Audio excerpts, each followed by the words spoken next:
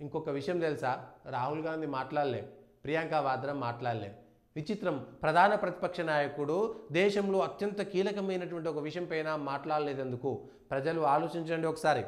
దీని వెనుక ఉన్నటువంటి మర్మం ఏమిటి ఒకసారి ఆలోచించండి. ప్రధాన ప్రతిపక్ష నాయకుడు ఒక ప్రధానమైనటువంటి అంశం పైన 14 గంటల పాటు చర్చ జరిగితే మాట్లాడకుండా నాకు మైకే లేదని గతంలో ఎందుకన్నారు? కాంగ్రెస్ వాళ్ళు అనేక మంది మాట్లాడారు కదా, మీ గౌరవ్ గోగోయ్ మాట్లాడారు కదా.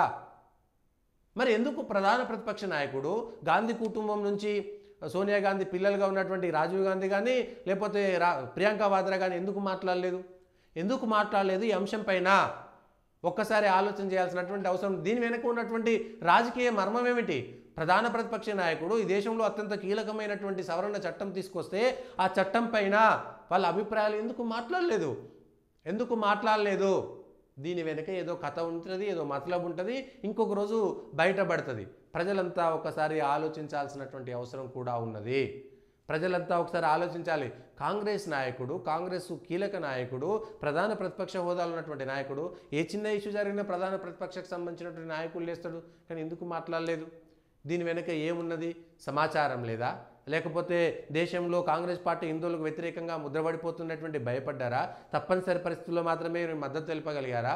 కేరళకు సంబంధించినటువంటి ఎంపీలు అనేక మంది మీడియా మిత్రుల దగ్గర ఈ బిల్లు తప్పనిసరి పరిస్థితుల్లోనే మేము వ్యతిరేకిస్తున్నాం మా పార్టీ తప్ప, కానీ మా గ్రామాలలో మా ఏరియాలో చూస్తుంటే ఈ బిల్లును వీళ్ళు తీసుకొచ్చారు, మంచిది, ఆమోదం పొందాల్సిందిగా, మేము ఎట్లా చేయలేం, వాళ్ళు చేయాలనేటువంటి మాట అనేక మంది మాట్లాడారు.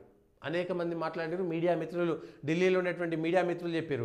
కానీ రాహుల్ గాంధీ గారు, ప్రియాంక వాద్రా గారు ఎందుకు మాట్లాడలేదు ఈ విషయం పైన? ఇద్దరు ఎంపీలు, కాంగ్రెస్లో కీలకమైనటువంటి నాయకులు, ప్రధాన ప్రతిపక్ష హోదా కలిగినటువంటి నాయకులు ఒక ప్రధానమైనటువంటి బిల్లును ఈ దేశంలో, ఇదొక అంశం. ఇక దేశంలో ఈ బిల్లు ఎక్కడికి వెళ్ళవుతుంది? ఈ ఆయన మీద బతుకుతున్నారు, మోడీ ఈయన మీద బతుకుతున్నారు, వీళ్ళకు అంత చేత కాదు. 280 ఉన్నప్పుడే వీళ్ళు తీసుకురాలే, 303 ఎంపీలు ఉన్నప్పుడే తీసుకురాలే, 240 ఎంపీలు ఉన్నప్పుడు ఏడుకేళ్ళు తీసుకొస్తారు. 293 ఉంటే 288 మంది, 5 మందో 6 మందో తప్పనిసరి పరిస్థితుల్లో ఆరోగ్య దృష్ట్యానో ఇంకో దృష్ట్యానో గైర్హాజరయ్యారు. 288 మంది హాజరయ్యి అనుకూలంగా ఓటేసిర్రు. ఏమవుతుంది? ఇక దేశంలో కల్లోలాలు చేయాలనేటువంటి వాళ్ళకి ఈ దేశంలో ఉన్నటువంటి ప్రజలు ఇది నిజమే అని ఒప్పుకోవాల్సినటువంటి పరిస్థితి వచ్చింది.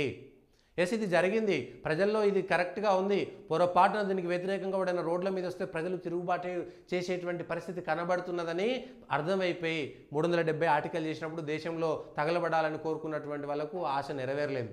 రామమందిరం నిర్మాణం జరిగినప్పుడు కూడా ఈ దేశం తగలబడాలని కొందరు ఆలోచన చేసిరు, రెచ్చగొట్టేటువంటి ప్రయత్నం చేసిరు, తగలబడలేదు. లేకపోతే రైతుల ఉద్యమం పేరుతో దొంగ ఉద్యమాలు చేసినప్పుడు కూడా ఈ దేశం తగలబడుతుందని ఆశపడ్డోళ్ళకి దేశం తగలబడలేదు. నరేంద్ర మోడీని మేము దించలేకపోతున్నాం, ఎట్నో తగలబెట్టాలనేటువంటి ప్రయత్నం చేశారు. అంత రంజాన్ మాసం అయిపోయింది, 2 రోజులలో పెడతారు, మొత్తం ఆగమైపోతుంది, రంజాన్ 30 రోజుల పాటు వాళ్ళు మసీదులలో చెప్పేసిరు, ఇక ఈ దేశంలో ఏదో జరగబోతున్నది అని అనుకున్నారు. కానీ కాదు అనేటువంటి విషయం నిజాలు అందరూ గ్రహిస్తున్నారు. దేశం తగలబడాలని కొందరు కోరుకున్నారు, కానీ అది కూడా జరగలేదు. దేశం హాయిగా ఉంది, ప్రజలందరూ ఒప్పుకున్నారు, హాయిగా తిరుగుతున్నారు. అల్లకల్లోలు సృష్టించడానికి ప్రజలు సిద్ధంగా లేరు.